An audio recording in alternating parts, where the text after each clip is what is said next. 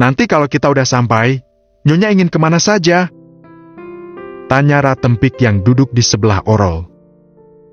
Kemanapun. Pokoknya aku ingin keliling-keliling. Jawab Orol. Ia terlihat antusias. Gert. Ponsel Ratempik yang ditaruh di dalam kutang bergetar. Ratempik pun merogohnya. Ada telepon dari Pak Haidar, Nyonya. Ucap Ratempik setelah melihat layar ponselnya. Ya udah, angkat aja. Nanti kamu sekalian pamit sama dia kalau kita sedang jalan-jalan ke kota. Baik, Nyonya. Ratempik patuh. Ia segera menerima panggilan dari Haidar. Halo, Pak. Ucap Ratempik kepada Haidar di seberang telepon. Empik, kamu lagi di mana? Nyonya Orol lagi sama kamu, kan? Terdengar suara Haidar yang terkesan panik. Iya, Pak. Nyonya Orol lagi sama saya. Sekarang kami lagi ada di bus, Pak. Kami mau jalan-jalan ke kota. Terang Ratempik. Pegok! Umpat Haidar. Ratempik langsung tersentak mendengar ucapan kasar sang majikan. Kenapa kamu ngajakin dia ke kota? Hah? Sekarang juga, bawa dia pulang. Tapi, Pak, busnya sudah terlanjur jalan. Aku bilang, bawa dia pulang. Ratempik ketakutan dengan kemarahan Haidar. Maka terpaksa ia pun harus mengiyakan perintah Haidar. Baik, Pak. Saya akan membawa Nyonya pulang. Ucap Ratempik. Setelah itu, panggilan Haidar pun terputus. Ratempik kembali meletakkan ponselnya ke dalam kutang. Kenapa, Empik? Orol heran dengan ekspresi wajah Ratempik saat ini. Pak Haidar marah besar Nyonya, gara-gara saya ngajakin Nyonya ke kota. Terang Ratempik. Hah? Kenapa dia marah? Saya nggak tahu. Yuk, Nyonya kita pulang saja. Ajak Ratempik. Nggak mau ah. Kita kan udah terlanjur jalan. Orol menolaknya. Nanti saya dimarahin Bapak, Nyonya, kalau sekarang juga kita nggak pulang. Ya udah, kamu pulang sendiri saja. Kalau aku mau lanjutin perjalanan. Yaelah, Nyonya. Kalau saya yang pulang, apa manfaatnya? Lagian, saya kan nggak mungkin ngebiarin Nyonya pergi ke kota sendirian. Please, Nyonya kita pulang. Ratempik begitu membujuk. Tetapi Orol masih terlihat cuek. Ia berusaha tak memperdulikannya. Kasihanilah saya sedikitlah, Nyonya. Saya itu nggak mau dipecat, Nyonya. Saya sangat butuh pekerjaan. Saya ingin tetap bekerja dengan Pak Haidar. Jadi, ayo Nyonya kita pulang. Kita turuti saja kemauan Pak Haidar. Haf. Orol tampak menghela nafas.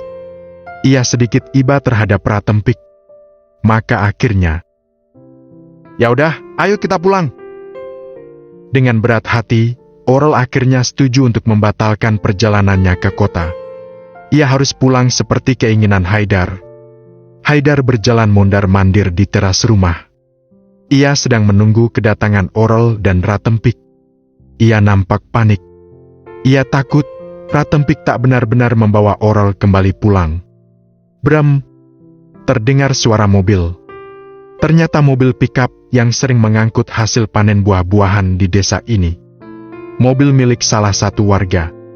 Mobil itu berhenti tepat di depan halaman rumah Haidar. Rupanya mobil itu yang saat ini ditumpangi oleh Orol dan Ratempik. Usai turun dari bus tadi, mereka kebetulan bertemu dengan mobil pikap tersebut. Maka mereka pun langsung menumpang untuk pulang ke rumah. Orol dan Ratempik segera turun dari bak pikap. Mereka segera masuk ke dalam halaman rumah Haidar. Mereka pun seketika melihat keberadaan Haidar yang sedang berdiri dengan berkacak pinggang. Empik, ikut aku! Perintah Haidar kepada Ratempik. Baik, Pak.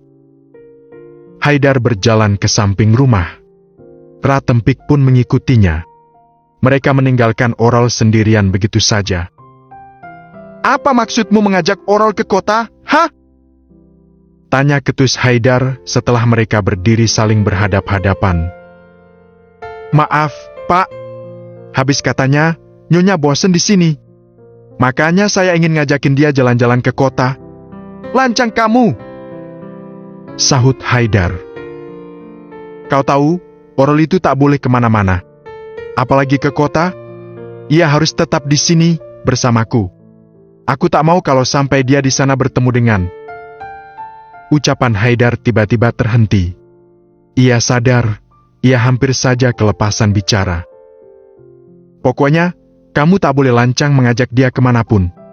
Dia tak boleh pergi jauh-jauh dariku. Dia tak boleh. Kenapa tak boleh? Sahut Orol. Ia tiba-tiba muncul ke hadapan Haidar dan Ratempik. Rupanya barusan ia ikut mendengar omelan Haidar terhadap Ratempik. Kamu masih sakit. Jadi kamu tak boleh kemana-mana dulu. Jelas Haidar. Ia harus membuat alasan yang lumayan masuk akal. Aku udah sembuh. Justru kalau aku tetap di sini, aku malah akan jadi sakit karena bosan. Pokoknya kamu gak boleh pergi kemanapun. Apalagi ke kota. Kenapa kamu ngelarang-ngelarang aku? Sahut Orol. Suaranya sedikit meninggi. Karena aku suamimu. Suara Haidar juga sedikit meninggi. Jadi karena kamu suamiku, kamu berhak mengekang aku, begitu? Ya, aku berhak. Kamu adalah milikku. Jadi aku yang akan mengatur semua kehidupanmu. Jawab tegas Haidar. Itu pun dengan suara yang semakin meninggi. Raut wajah Orol tampak geram. Ia terlihat marah karena ucapan Haidar. Nyebelin! Aku benci sama kamu! Umpat Orol. Setelah itu, ia berjalan pergi, masuk ke dalam rumah. Sedang Haidar, ia sedikit menyesal karena ucapannya yang baru saja. Ia menyesal karena membuat Orol marah. Haf! Haidar menghela nafas. Setelah itu, ia ikut masuk ke dalam rumah. Ia langsung menuju ke kamar. Begitu sampai, Haidar langsung melihat keberadaan Orol yang tengah duduk di atas tempat tidur. Wajahnya tampak ditekuk-tekuk. Dan ketika melihat kemunculan Haidar, ia langsung membuang muka. Haidar berjalan mendekat. Setelah itu, ia ikut duduk di atas tempat tidur. Tepatnya di samping Orol. Maaf, aku udah bikin kamu sebal? Tutur Haidar. Ia sambil menatap lekat wajah Orol. Aku memang terkesan overprotective sama kamu. Aku terkesan mengekang kamu, mengatur-atur kamu. Tapi itu semua aku lakukan demi kamu. Demi kebaikan kamu. Karena aku sangat menyayangimu, Orol. Aku tak mau kalau sampai ada apa-apa sama kamu. Aku tak mau kalau sampai ada hal yang membahayakan menimpa kamu. Terang Haidar. Tetapi Orol tak menimpali apa-apa. Wajahnya masih ditekuk-tekuk. Aku janji, kalau kamu udah sembuh betul, kamu boleh jalan-jalan ke kota. Kamu boleh kemanapun. Aku tak akan ngelarang-ngelarang kamu lagi. Benarkah? Sahut Orol. Ya, tapi asal denganku. Kenapa harus sama kamu? Karena aku ingin memastikan bahwa kamu baik-baik saja. Jadi, kemanapun kamu pergi, harus sama aku. Orol kembali terdiam. Kamu tak masalahkan jika pergi sama aku? Tanya Haidar. Orol pun mau tak mau menganggukkan kepalanya. Tapi kapan? Tanya Orol. Kalau kamu udah sembuh, aku udah sembuh. Kamu belum benar-benar sembuh. Udah?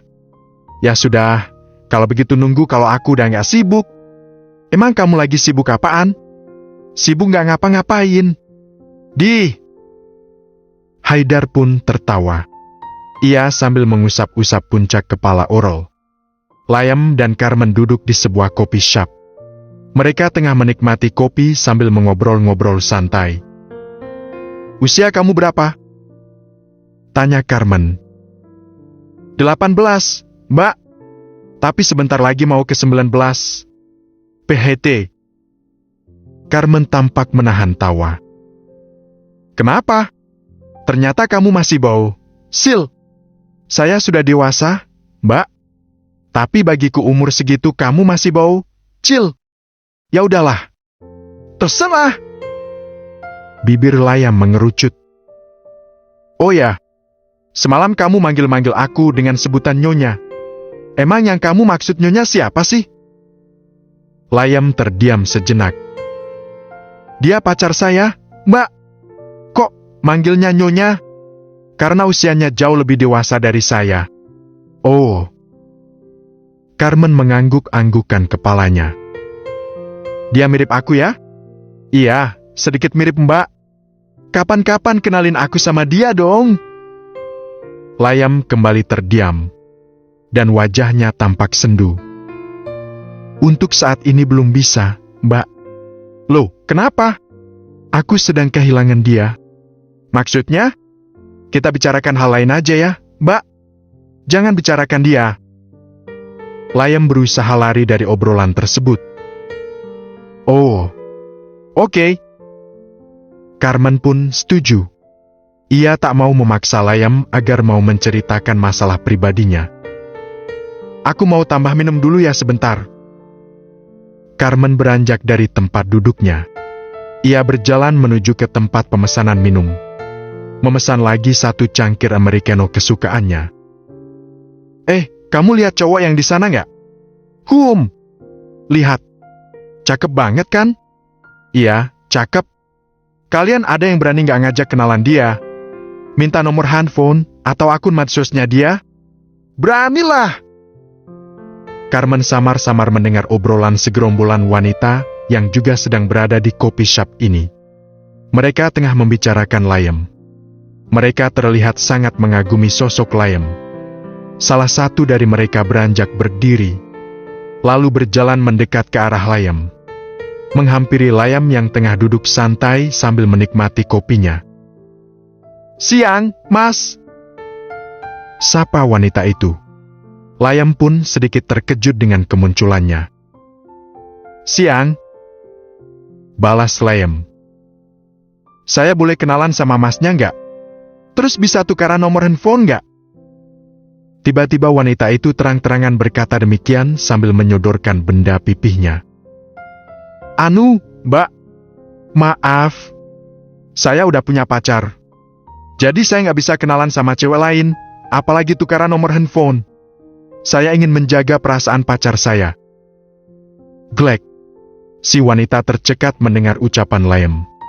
Sedang Carmen yang ikut mendengarnya, ia tak bisa menahan tawanya. Menarik juga tuh anak.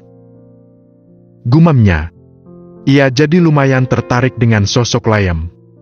Sosok yang sifatnya mirip banget sama otornya. Hahaha. Dilarang protes. Malam harinya, Haidar duduk di teras rumah bersama Karimin, salah satu pekerjanya. Mereka tengah bersantai sambil menikmati kopi. Melihat suasana malam yang berada di hadapan mereka. Min! Panggil Haidar. Ya, Pak. Balas Karimin. Kamu tahu nggak gimana caranya, biar kita nggak akan pernah kehilangan seseorang?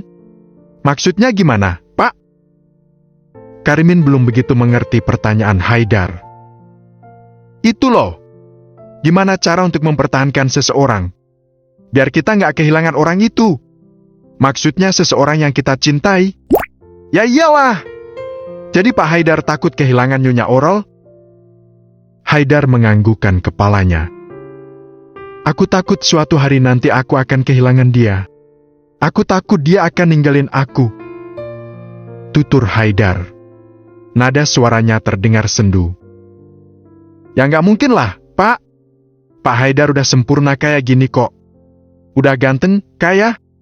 Ya walaupun ada sedikit panusi di punggung. Tetap saja aku merasa takut, Min. Kalau suatu hari hal itu bakalan terjadi. Gampang sih, Pak. Gampang gimana? Tadi Bapak tanya gimana cara mempertahankan seseorang kan? Iya. Gimana caranya? Tidurin aja dia. Maksudnya? Bapak iwain aja dia. Biasanya cewek kalau udah digituin, dia bakal takut kehilangan kita. Kan ke perahu, anaknya udah hilang gara-gara kita.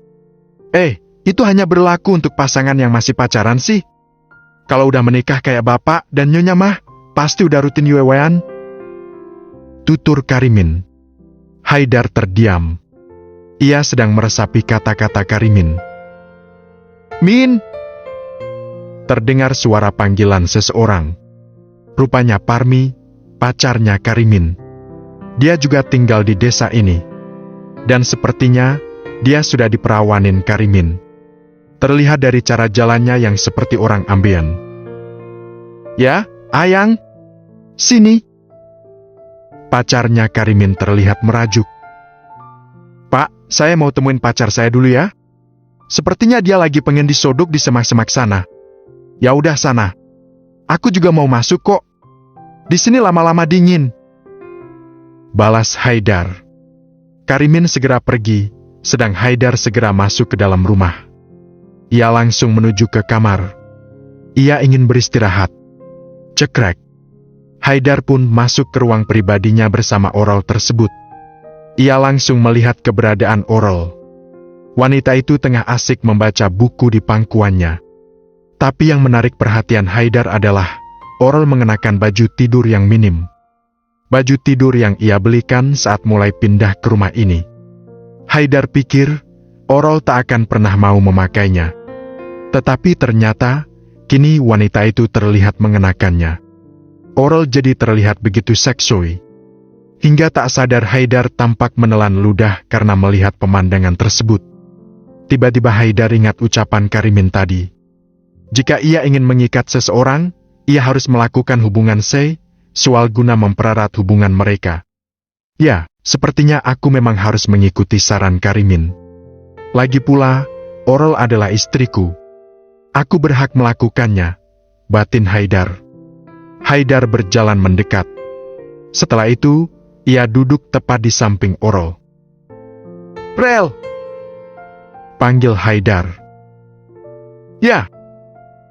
Balas Orol tanpa melihat ke arah Haidar. Aku mau ngomong sesuatu sama kamu. Ngomong apa?